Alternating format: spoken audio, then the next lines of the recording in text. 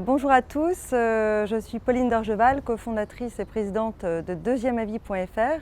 Je suis très heureuse et très fière d'être finaliste des Assises de la parité et je suis seule sur scène à pitcher parce que c'est le jeu, mais je voudrais vraiment associer les 20 personnes de l'équipe et aussi Catherine Franc, mon associée, qui dirige avec moi la société. Parce que voilà, c'est une réussite collective et c'est grâce à l'engagement de chacun qu'on peut être là aujourd'hui. Donc comme beaucoup d'autres projets entrepreneuriaux, en fait, Deuxième Avis est né de nos histoires personnelles. Dans mon cas, le médecin orthopédiste qui voyait notre fils en consultation à Necker nous a annoncé de but en blanc en fait, qu'il fallait le réopérer. Parce que ces tiges qu'on lui avait posées lors de son opération de scoliose s'étaient infectées. On était effondrés car on réalisait très bien la souffrance que ça allait engendrer. Et heureusement, une de nos amies médecins nous a conseillé de ne prendre aucune décision avant d'en parler au professeur Glorion. Et on a eu de la chance de pouvoir être introduite auprès de lui par cet ami médecin. Et au vu des premiers éléments que je lui ai envoyés, des éléments de dossier, il n'était pas d'accord avec ses confrères. Et je vous passe les détails, mais au final, la tige n'était pas infectée et il ne fallait pas réopérer. Et en fait, l'histoire de notre fils, c'est potentiellement l'histoire de 20 millions de patients en France confrontés chaque année à une décision médicale importante ou difficile. Mais l'histoire de notre fils illustre aussi une inégalité dont on parle peu en santé, qui est l'inégalité d'accès à l'expertise médicale en cas de problème de santé sérieux. Car l'accès aux meilleurs médecins est encore trop souvent le privilège de quelques-uns qui, comme vous et moi, habitaient au bon endroit, n'avaient pas de problème de mobilité et avaient un bon réseau médical.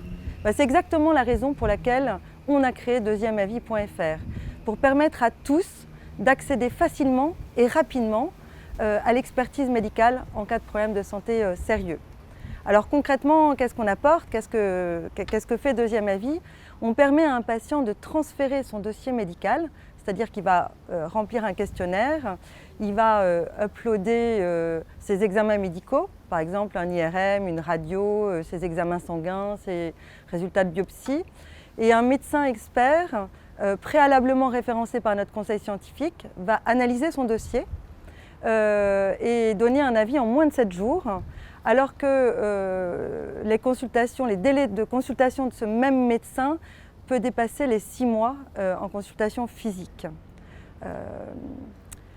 Voilà, ça fait maintenant 6 ans qu'on existe. On a 250 médecins experts qui sont des pontes qui participent au service.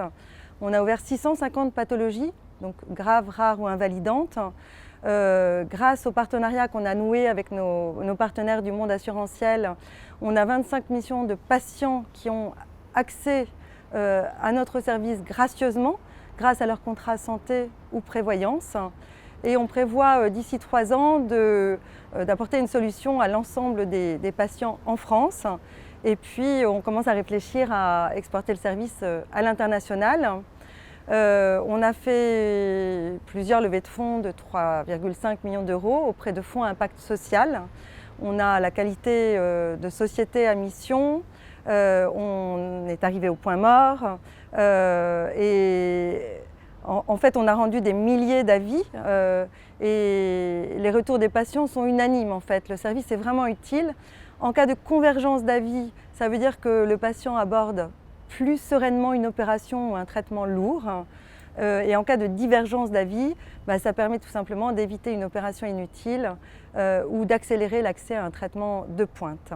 Donc pour conclure, franchement encore merci aux Assises de la parité de nous avoir choisis en tant que finalistes.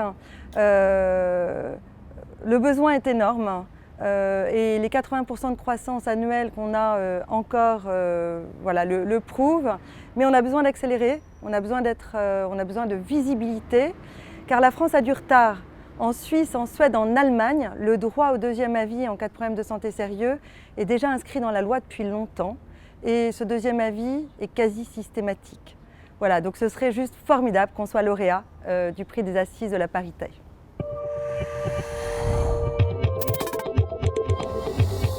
Alors oui, le business model est exportable.